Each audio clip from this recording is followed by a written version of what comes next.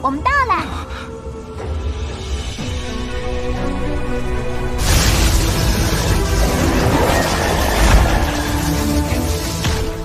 Di saat Lingdong dan Xiaodio pun memasuki ruang seni bela diri manifestasi itu, di sana dia berhasil mendapatkan seni bela diri manifestasi jari surgawi.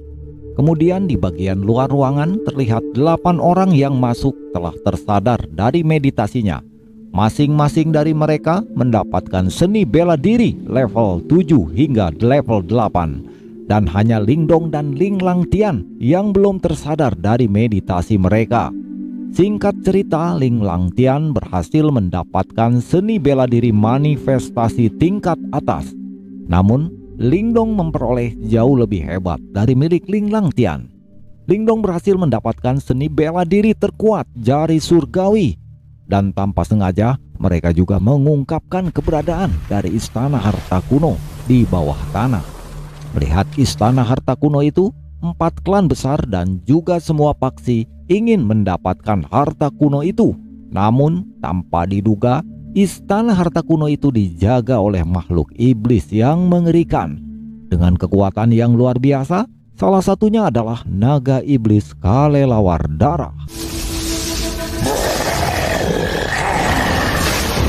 Di saat 4 klan besar beserta semua paksi bekerja sama untuk menyerang iblis itu, mereka berhasil membuat makhluk iblis itu terluka parah dan melarikan diri. Lalu 4 klan besar segera memasuki istana harta kuno di dalam bawah tanah itu. Namun Lingdong dan juga Xiaodio malah mengejar makhluk iblis itu. Karena jika Xiaodio bisa melahap kekuatan roh jiwa yang ada pada makhluk iblis itu, kekuatan Xiaodio akan kembali pulih ke tahap manifestasi. Lalu Lingdong dan Xiaodio mengejar makhluk iblis itu.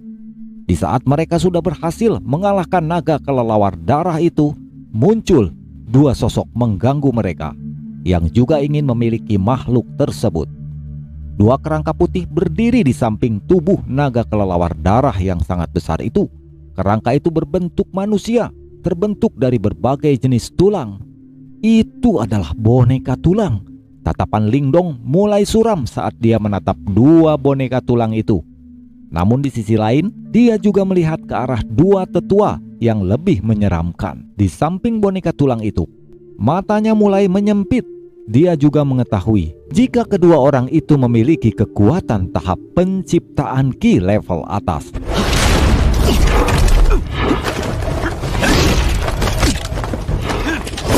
Boneka tulang itu juga bisa dianggap sebagai jenis boneka simbol. Namun bahan yang digunakan dalam penciptaannya sendiri dari berbagai jenis binatang iblis, bahkan dari tulang manusia.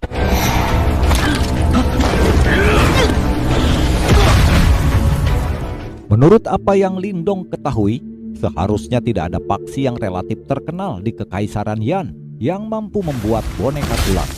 Oleh karena itu, 2 orang ini bisa dipastikan bukan dari Kekaisaran Yan.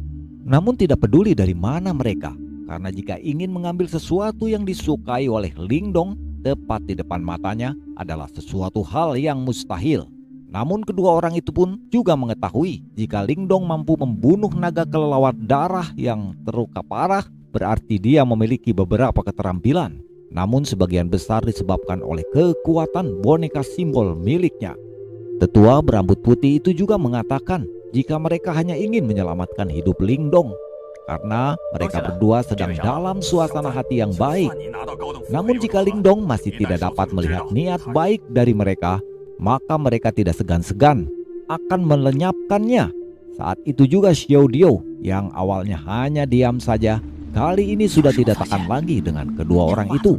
Dia pun meminta agar Lingdong membunuh kedua orang itu. Di saat Xiaodio terus-menerus mengalihkan perhatian kedua orang tua itu, Lingdong tanpa pikir panjang langsung mengaktifkan boneka simbol kelas tingginya. Sekali lagi dan langsung berlari maju, gelombang energi yang kuat keluar dari dalam tubuh boneka itu. Namun kedua orang itu tidak gentar sama sekali dengan boneka simbol kelas tinggi milik Lingdong. Bahkan jika Lingdong berencana membunuh mereka berdua dengan boneka itu, menurut mereka Lingdong terlalu naif.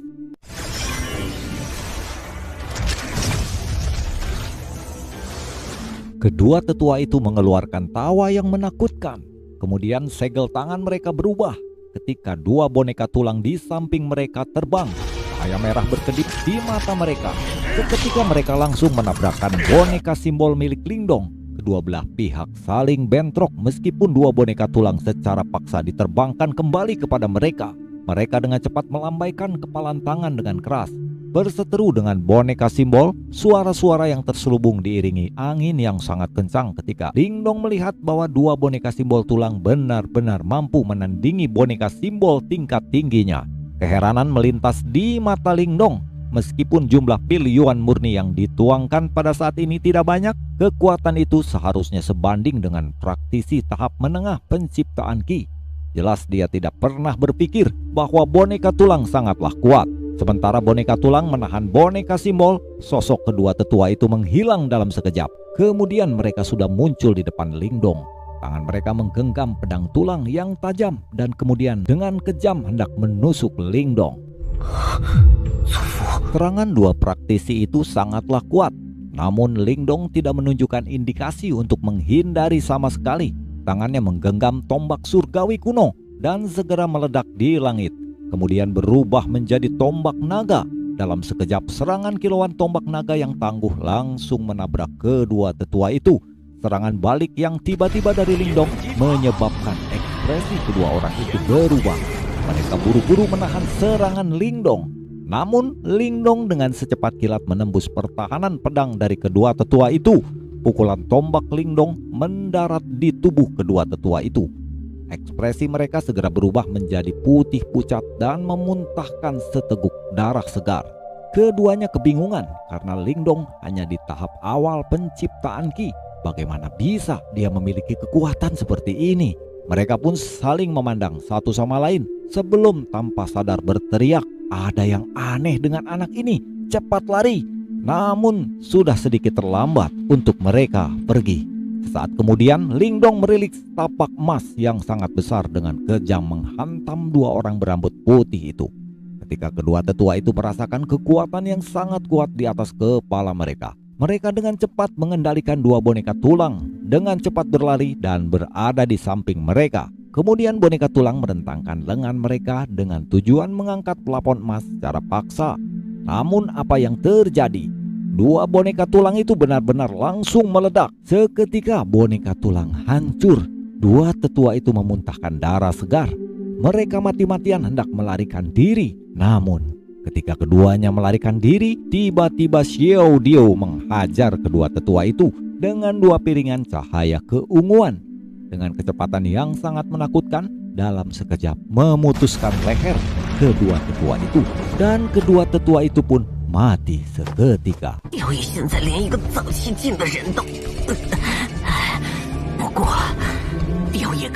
Lingdong terkejut. Dia menatap Xiao Dio saat dipenuhi dengan niat membunuh. Lingdong merasa kagum. Xiao Dio ini sebenarnya sangat kejam ketika dia sedang marah. Namun sesaat setelah kejadian itu, Xiaoyan dengan cepat menghampiri mereka. Lalu dengan sapuan ekornya melemparkan dua tas pusaka. Menerima tas pusaka, mata Lingdong dengan cepat meraih untuk melihat isinya. Dia menemukan pil yuan murni dari tas dua tetua itu. Bahkan sampai 300.000 pil yuan murni. Untuk Lingdong ini adalah rezeki nomplok. Sejak dia mendapatkan boneka simbol tingkat tinggi, Lingdong telah menghabiskan hampir 100.000 pil yuan murni untuknya. Jika dia masih tidak berhasil mendapatkan untung, kantongnya kemungkinan akan sekali lagi dikuras. Untungnya dua orang itu muncul dan memberinya sejumlah pil yuan murni. "Lingdong, bantu aku. Aku akan melahap jiwa iblis ini," teriak Xiao Dio. Xiao Dio dengan cepat mengeluarkan roh iblis berwarna darah. Xiaoyan juga mengeluarkan raungan rendah dan dengan cepat melesat, mulutnya yang besar terbuka. Dengan gigi menggigit pembuluh darah naga kelelawar darah dengan semangat melahap kekuatan darah di dalam tubuhnya. Saat Lingdong menyaksikan dua binatang buas mulai mengkonsumsi makanan mereka, Lingdong tertawa kecil dan duduk di atas sebuah batu di dekatnya. Pandangan Lingdong beralih ke arah istana harta kuno di bawah tanah itu. Ruang tablek kuno dengan keras bergemuruh dan bergetar. Segera langit kehilangan warnanya. Aura yang mengerikan menyebabkan kulit kepala Lingdong menjadi mati rasa, seolah-olah roh kuno yang sedang tertidur lama telah terbangun di tempat itu. Kulit Lingdong dengan pucat saat dia menatap searah aura itu, tubuhnya sedikit gemetar. Mungkinkah mereka semua yang menuju istana bawah tanah itu telah membangkitkan makhluk iblis terkuat, penjaga istana harta kuno yang misterius itu? Kita tunggu video selanjutnya.